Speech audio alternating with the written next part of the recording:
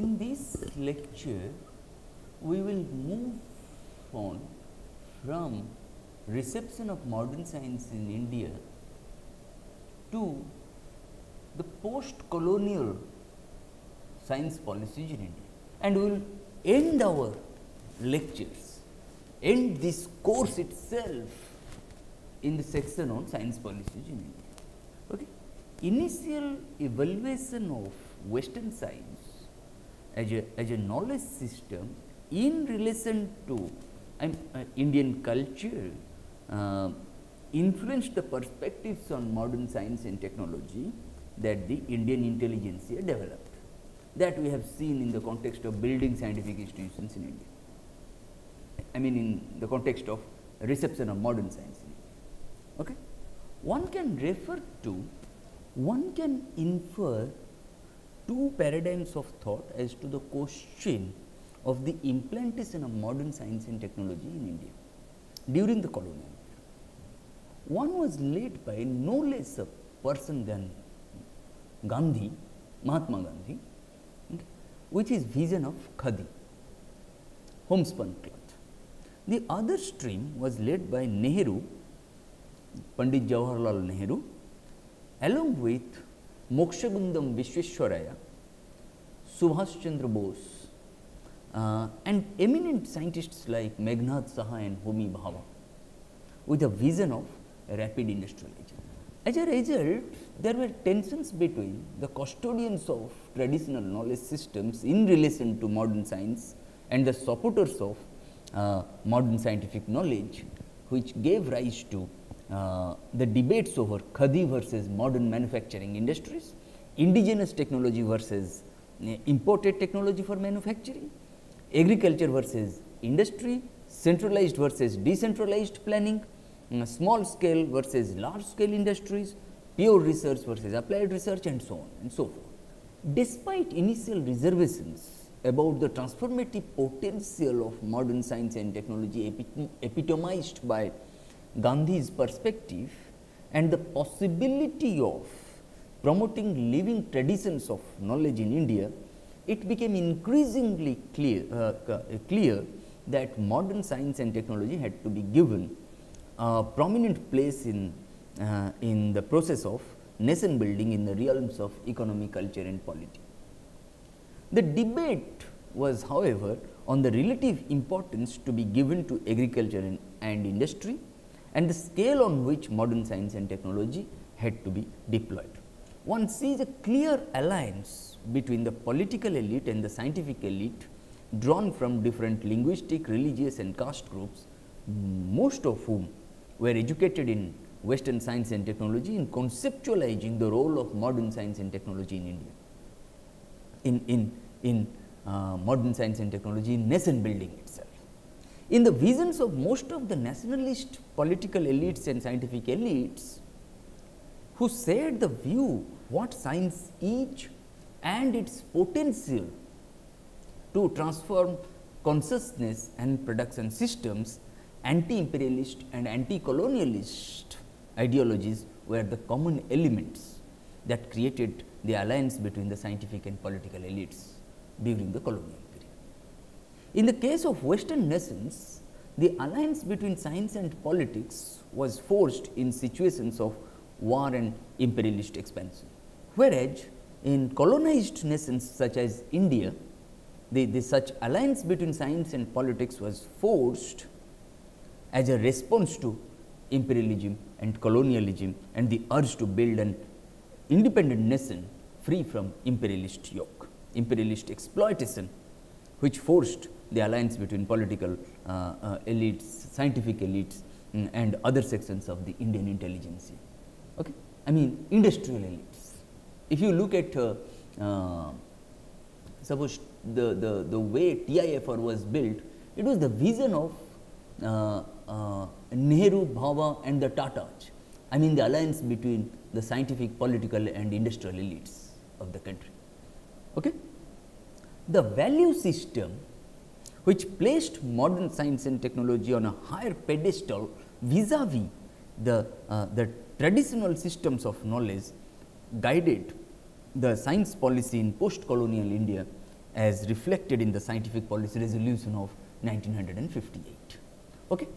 Now, from here onward, what we will do, we will discuss the Scientific Policy Resolution of 1958, then the Technology Policy Statement of 1983, and the Science and Technology Policy of 2003, and then the Science, Technology and Innovation Policy 2013, and within this policy of Science, Technology and Innovation Policy of 2013, we will also discuss the question of IPR, trademark, copyright and so on.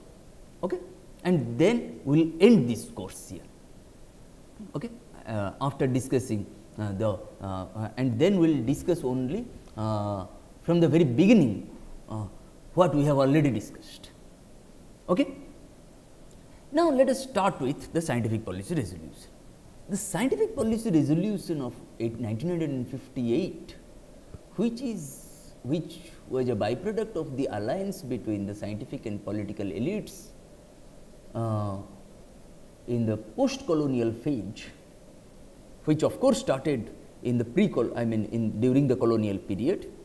This SPR shortly, the Scientific Policy Resolution of 1958 indicates that the key to national prosperity, apart from the spirit of the people, lies in the modern age in the effective combination of three factors.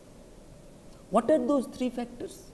Now, technology, raw materials and capital, of which technology is perhaps the most important, since the creation and adoption of new scientific techniques can in fact make up for a deficiency in natural resources and reduce the demands on capital. But technology can only grow out of the study of science and its applications. Okay? The dominating feature of the contemporary world is the intense cultivation of science on a large scale and its application to meet a country's requirements. It is this which for the first time in human history has given to the common individuals in countries advanced in science a standard of living and socio-cultural amenities which were once confined to a very small privileged minority of the population. Science has led to the growth and diffusion of culture to an extent never possible before. It has not only radically altered individuals' material environment, but what is of still deeper significance, it has provided new tools of thought and has extended the individual's mental horizons. It has thus influenced even the basic values of life and given to civilization a new vitality and a new dynamism. It is only through the scientific approach and method and the use of scientific knowledge that reasonable material and cultural amenities and services can be provided for every member of the community, and it is out of a recognition of this possibility that the idea of a welfare state has grown. It is characteristic of the present world that the progress towards the practical realization of a welfare state differs widely from country to country in direct relation to the extent of industrialization and the effort and resources applied in the pursuit of science.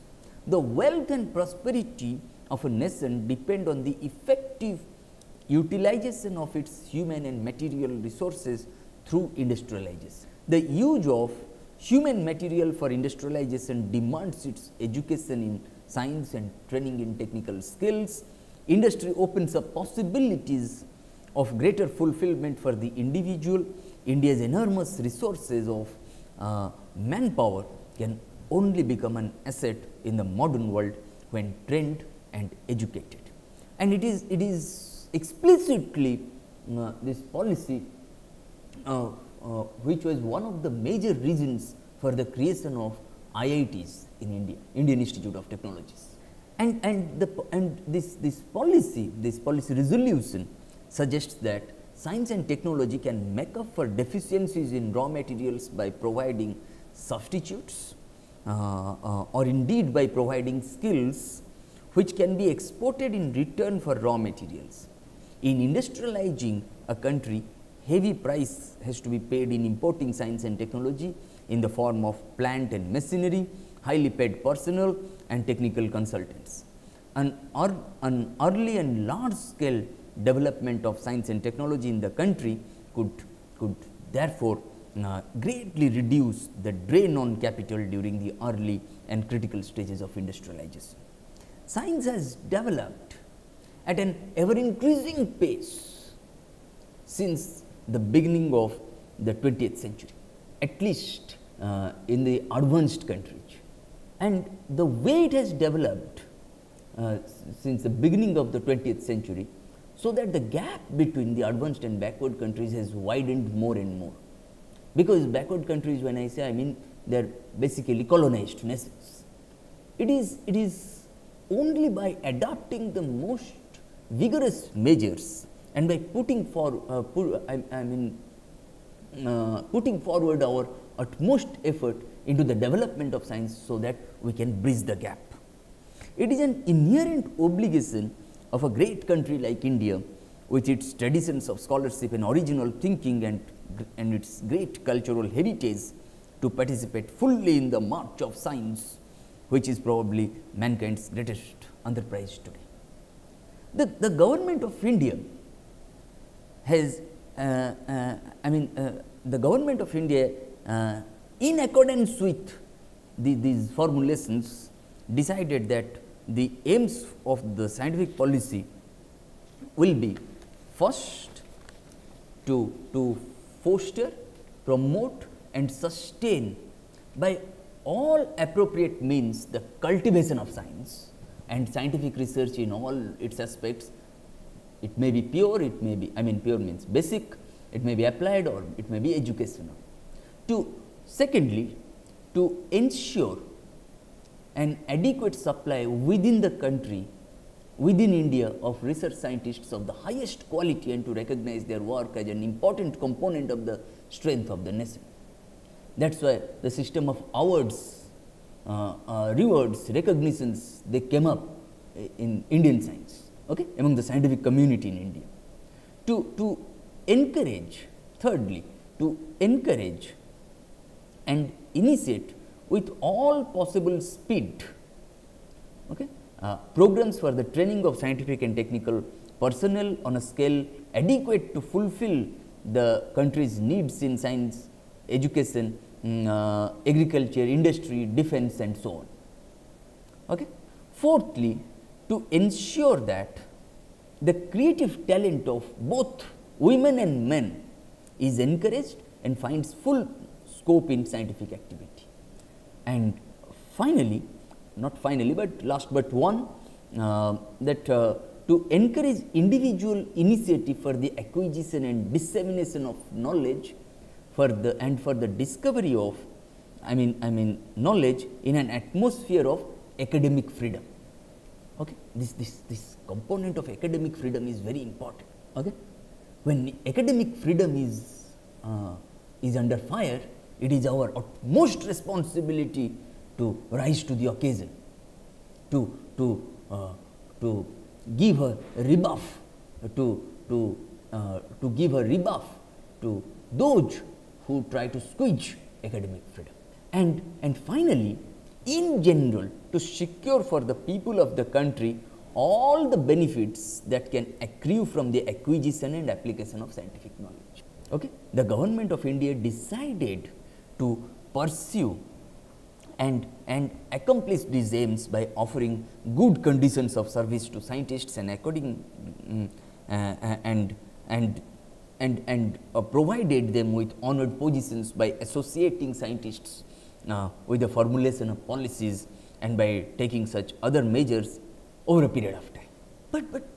And this policy resolution was also framed, if you look at deeply, the first Prime Minister of India, Nehru, he was also influenced by the way science and technology developed in the erstwhile USSR, okay, Soviet model of science and technology. Okay.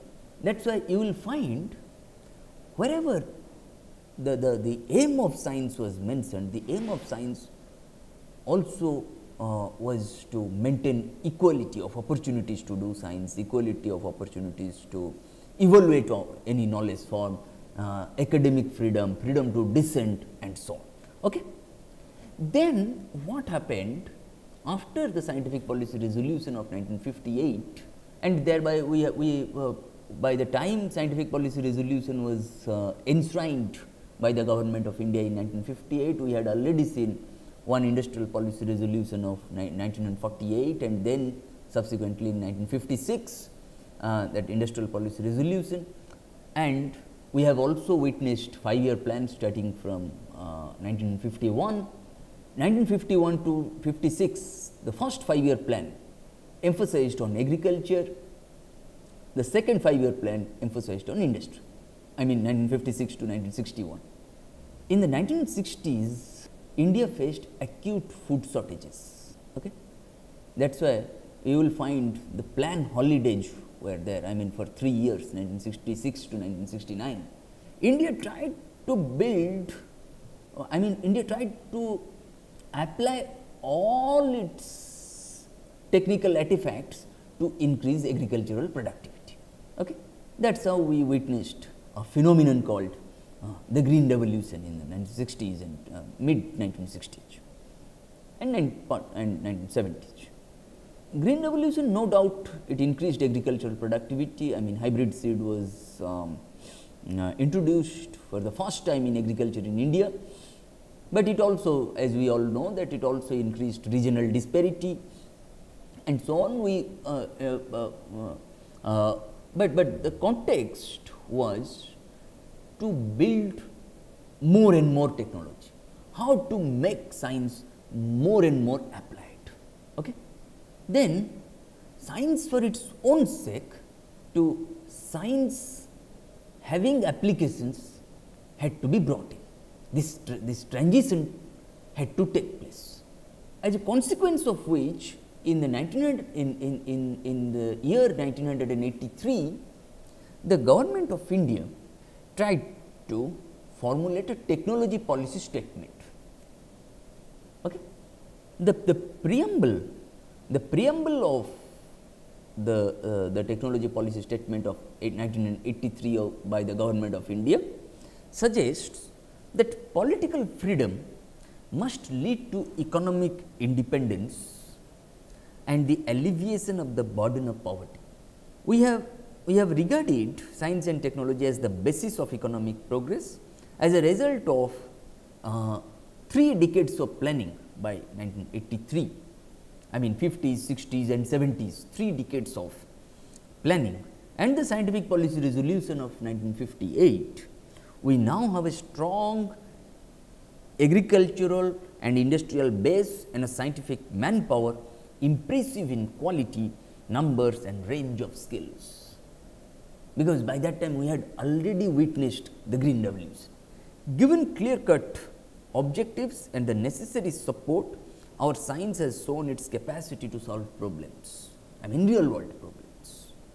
The frontiers of knowledge are being extended at incredible speed, opening up wholly new areas and introducing new concepts. Technological advances are influencing lifestyles as well as societal expectations.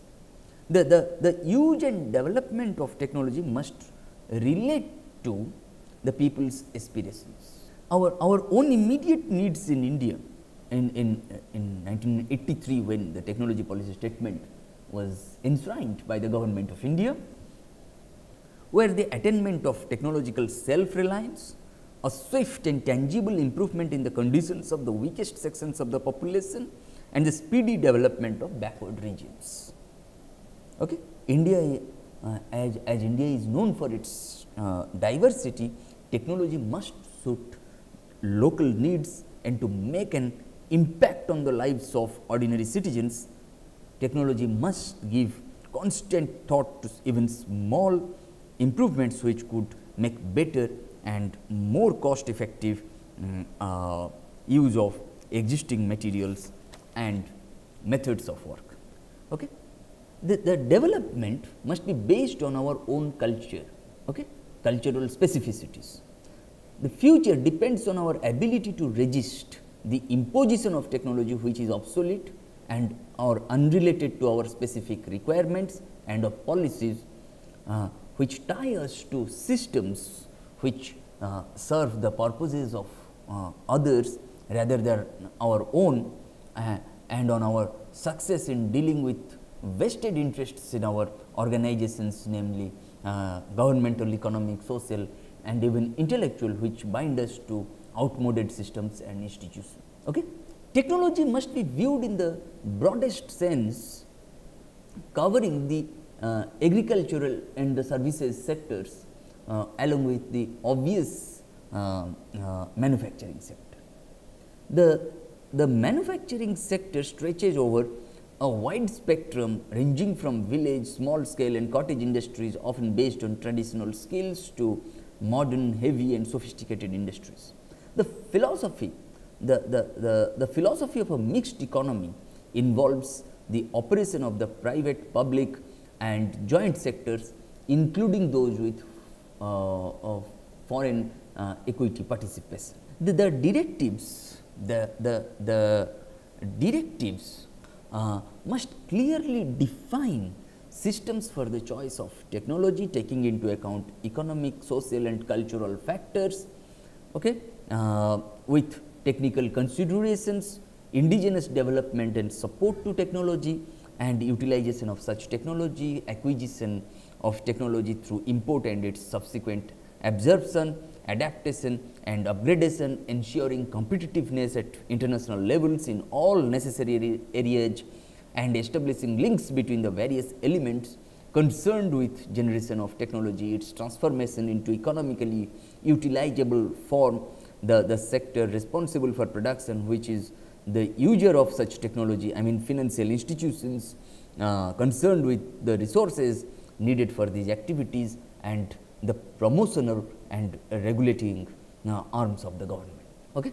And this technology policy statement of 1983 is in response to the need for guidelines to cover this wide ranging and complex set of interrelated areas. Keeping in mind the capital scarce character of a developing economy, it aims at ensuring that our available natural endowments, especially human resources, are optimally utilized for a continuing increase in the well-being of all sections of our population. People, we seek technological advancement not for prestige or aggrandizement, but to solve our multifarious problems and to be able to safeguard our independence and our unity. Our development, far from diminishing the enormous diversity of our regional traditions, should help us enrich them and to make the ancient wisdom of our nation more meaningful to our people. Our task is gigantic and calls for close coordination between the different departments of the central and state governments, and also of those concerned at all levels with any sector of economic, scientific or technological activity, and not least the understanding and involvement of the entire Indian population. Okay? We must look particularly to young people to bring a scientific attitude of mind to bear on all our problems. Then if you look at the aims and objectives of the technology policy statement of 1983, what we generally find is that the policy aimed to attain technological competence and self-reliance. It aimed to reduce vulnerability, particularly in strategic and critical areas. It aimed to provide the maximum gainful and satisfying employment to all strata of society, with emphasis on the employment of women and weaker sections of the society, to use traditional skills and capabilities, making them commercially competitive, making the maximum use of indigenous resources, maybe handloom products, to ensure the correct mix of to ensure the correct mix between mass production technologies and production by the masses, to ensure maximum development with minimum capital outlay, to identify obsolescence of technology in use and arrange for the development of both equipment and technology, to develop technologies which are internationally competitive, particularly those with export potential, to improve production speedily through greater efficiency and fuller utilization of existing capabilities, and enhance the quality and reliability of performance and output, to reduce demands on energy, particularly energy from non-renewable sources, to ensure harmony with the environment, preserve the ecological balance and improve the quality of the habitat, and finally to recycle waste material and make full utilization of byproducts. Then what are the essential points of the technology policy statement of 1983? One, self-reliance, strengthening of the technological base. Secondly, thirdly, need for prospective planning. I mean, in the case of employment, energy, efficiency and productivity, environment, I mean environment protection and sustainable development, development of indigenous technology, I mean importance of technology development, inventions, enhancing traditional skills and capabilities, ensuring timely availability, increasing the demand for indigenous technology, design engineering, fiscal incentives, engineering consultancy, in-house research and development, and so on. And then technology acquisition, when we say, within that we try to cover, this policy statement, technology policy statement tried to cover mix of indigenous and imported technologies, principles of acquisition and technology assessment. What do we mean by the acquisition of technology? The basic principles governing the acquisition of technology include import of technology, foreign investment, which will continue to be permitted only on a selective basis. Okay? Government from time to time may identify and notify such areas of high national priority, in respect of which procedures would be simplified further to ensure timely acquisition of the required technology. Okay? And there shall be a firm commitment for absorption, adaptation and subsequent development of imported know-how through adequate investment in research and development (R&D), to which importers of technology will be expected to contribute. Absorption of technology was given prominence, technological information, technology transfer, diffusion of technology, international competitiveness and technology exports, technical cooperation among developing countries was also required. Okay? Developing countries, when I say, including and mostly colonized nations, newly independent, newly politically independent nations. Okay? Legislative framework was developed to protect our own products, and how to implement it. Okay? And the way the technology policy statement of 1983 envisioned Indian science and technology, that must unlock the creative potential of our people, of the Indian population, and help in building the India of our dreams. Okay? That was the thing. Then what we saw after 1983, there are at least two events which are very important. But we must keep those two events in mind when we discuss science and technology of the 90s and the 21st century, at least till today. One was the debacle of socialism in the erstwhile USSR in 1989, and in 1991 India adopted the new economic policy, of which the principles of which were liberalization, privatization and globalization, shortly known as LPG. In 1995, India became signatory to the WTO documents, negotiations, agreements.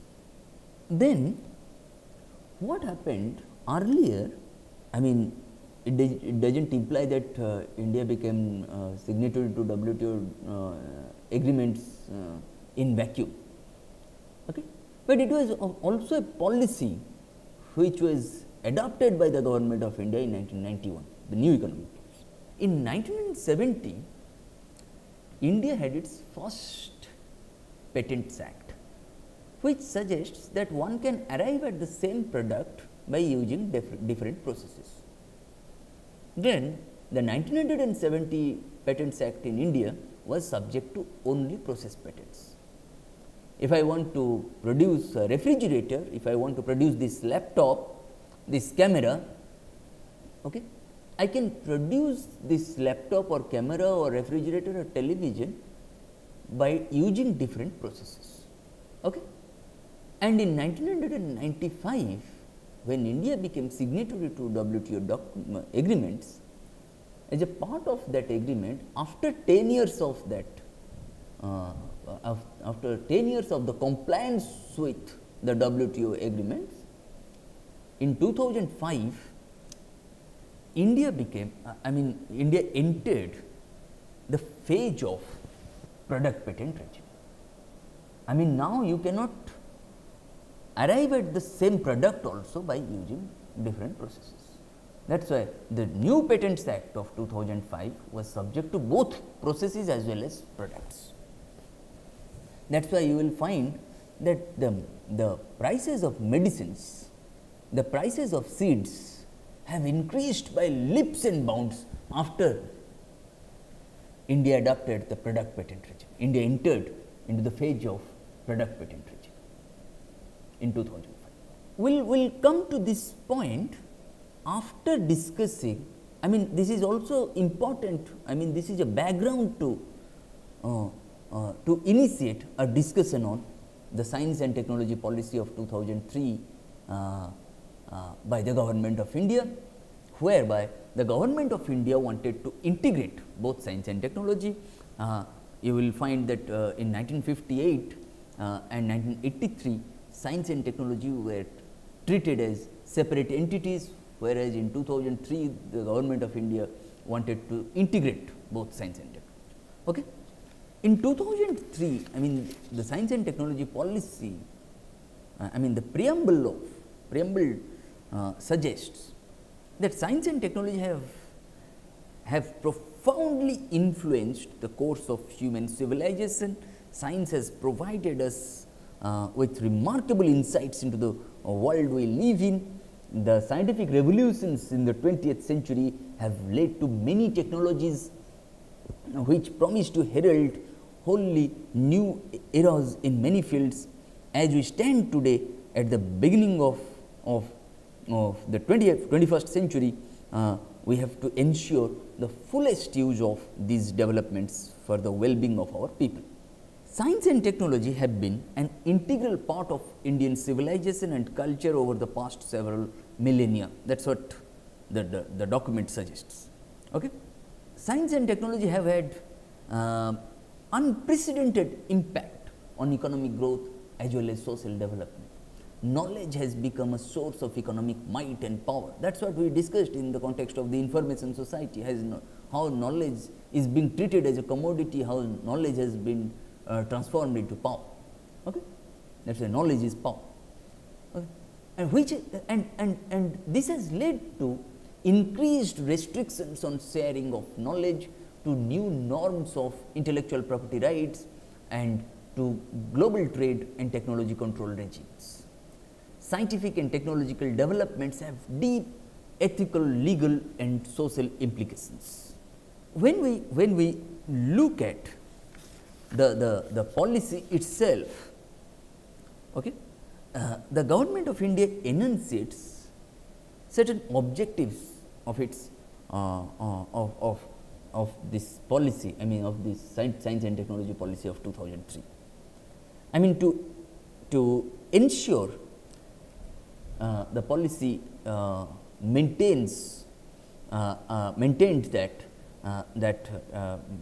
the policy aimed to ensure that the message of science reaches every Indian citizen, whether woman or man, young, old, so that we advance scientific temper, emerge as a progressive and enlightened society, and make it possible for all our people to participate fully in the development of science and technology and its application for human welfare. Indeed, science and technology must be fully integrated with all spheres of national activity. To ensure food, agricultural, nutritional, environmental, water, health and energy security of the people on a sustainable basis. To mount a direct and sustained effort on the alleviation of poverty, enhancing livelihood security, removal of hunger and malnutrition, reduction of drudgery and regional imbalances, both rural as well as urban, and generation of employment by using scientific and technological capabilities along with our traditional knowledge pool. This will call for the generation and screening of all relevant technologies, their widespread dissemination through networking and support for the vast unorganized sector of our economy.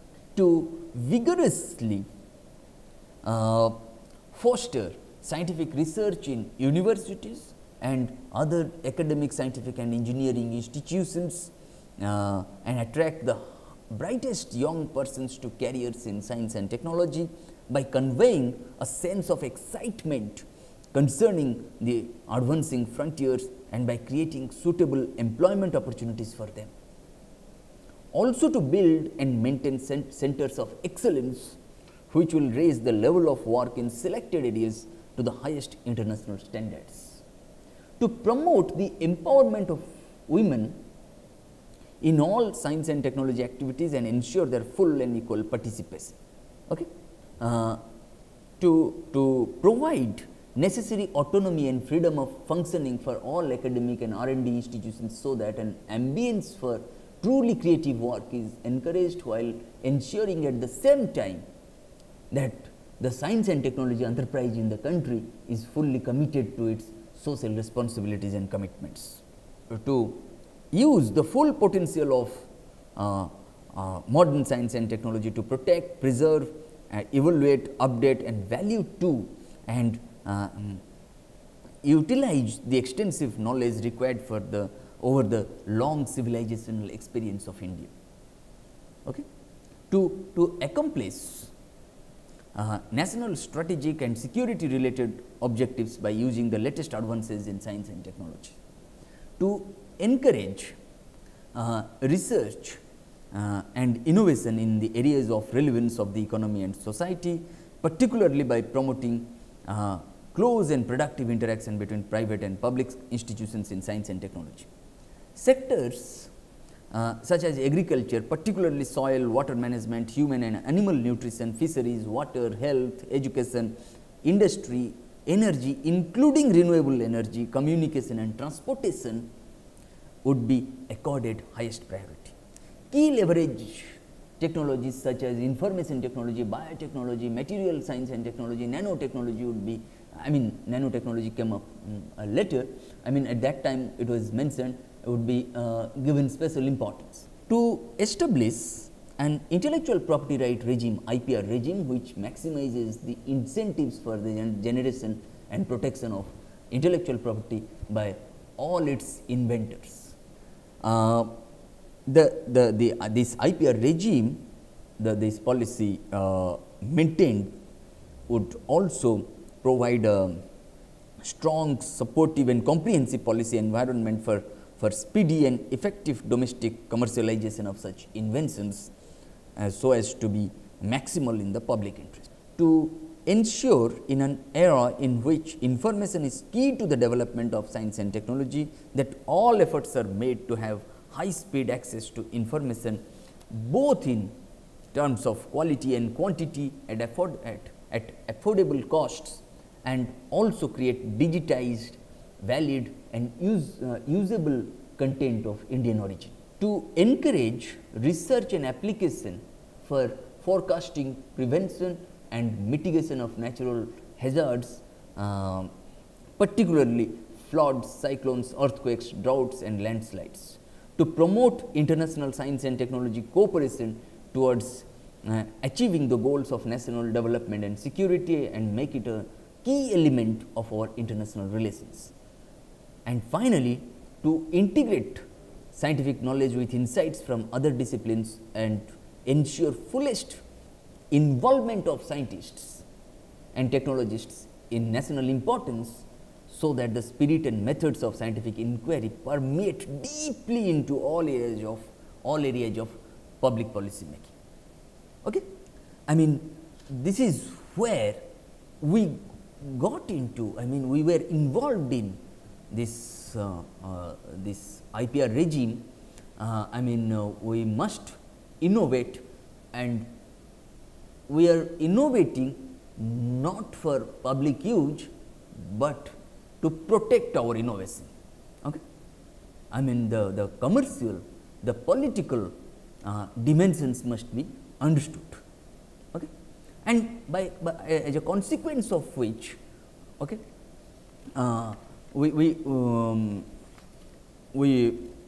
made a shift from the science and technology policy of 2003 to the science, technology and innovation policy of 2013, and the background of innovation and the background that the context, the background to the context of innovation must be understood in the context of the WTO provisions on the IPR, intellectual property rights regime.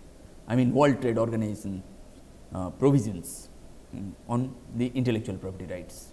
And India has been compliant with the US dictated IPR regime, precisely because we will discuss how till now we have not yet been able to build an independent science policy in India. Okay? That is a different story altogether. Either we are influenced by, either we were influenced by the erstwhile USSR after India's independence, and now perhaps after Jawaharlal Nehru, we are more and more influenced by the North American hegemonic science policies. Before discussing the science, technology and innovation policy of 2013, quickly we will discuss how we have gotten into, we are involved in this regime where trademark, copyright, patents, okay, they have become the decisive factors for the way in which we must carry out our science, we must practice our science, we must practice our technology, we must develop our technology. Okay? I mean, when you look at a trademark, I mean, trademark can be discussed at two levels. I mean, one is source identification and the other quality assurance. And when I say source identification, it must be, I mean, it must be distinguished from other goods and services. When I talk about quality assurance, I must look at the quality about what the product is. Trademark owner should have control over the quality of the product. Trademark, copyright, patent are the same? No, their purposes are different, their requirements are different, these terms themselves are different. A trademark is always, that is why I said are all of them same? No. A trademark is always a word? No. Then what is a trademark? A trademark under the trade aspects, I mean under the TRIPS, I mean the trade related aspects of intellectual property rights, a trademark may be words, numerals, figurative elements, combination of colors or any combination thereof. Trademark in the context of United States of America, it may be a word, a name, symbol, device or any combination thereof to identify and distinguish goods from those manufactured or sold by others and to indicate the source of the goods. Then what is a trademark in Asia? Now, any sign with distinctiveness which may consist of but not limit to word or letter or character, device, symbol, color, three-dimensional shape, 3D shape, motion, hologram, sound or any combination thereof. A trademark may be, do you think a trademark will say fragrance, a perfume? Okay. Fragrance cannot be a trademark. Okay. Can registered mark and trademark be used interchangeably? No, because trademark is intended to be used as a trademark. Trademark is a generic term that can never be registered. However, some marks become genericized because of improper use. Suppose I want to make a photocopy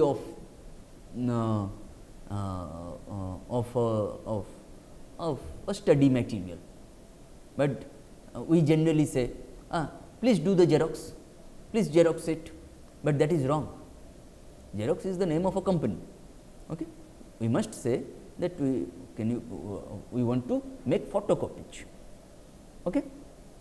We very often say you Google it, but actually Google is the name of a company. Okay. We must say search it. That is why we always say, that is why some marks have become genericized because of improper use. There are 5 types of marks: fanciful mark, arbitrary mark, suggestive mark, descriptive mark and generic mark. Fanciful mark is a coined term, Microsoft, HTC and so on. Arbitrary mark, existing term, but arbitrary association with goods like Apple, Apple. Suggestive mark, which requires some imagination, iPad. Descriptive mark, which describes the product plus secondary meaning is equal to registrability, whereas generic mark can never be registered. That is why initially I said registered mark and trademark cannot be used interchangeably. Fanciful mark, arbitrary mark and suggestive mark are inherently distinctive. Some creativity is involved in this, but descriptive mark and generic mark are characterized by distinctiveness, but not inherent. A descriptive mark may become distinctive by obtaining secondary meaning through use. And trademark rights, one is territorial. Okay. When you register your trademark, it may be domestic, may be international. Under domestic, there are common laws versus state registration versus federal registration and so on. When you come to international registration, there are 3 stages: home registration, international registration, national registration. For example, Madrid Protocol in Spain. Okay. Trademark rights are conditioned on use. What is your intent to use? What is the purpose to use? One has to use trademark, use for trademark purpose, that source identification, and non-use of trademark may result in its cancellation. Further, one has to use trademark right. One cannot alter one's trademark. Using altered trademark may constitute infringement. Okay? Having quickly browsed the essential components of trademark, copyright and patents. Okay. What are the essential characteristics of, what are the criteria for attaining patents? Novelty 1, non-obviousness 2 and industrial utility, applicability 3. Okay.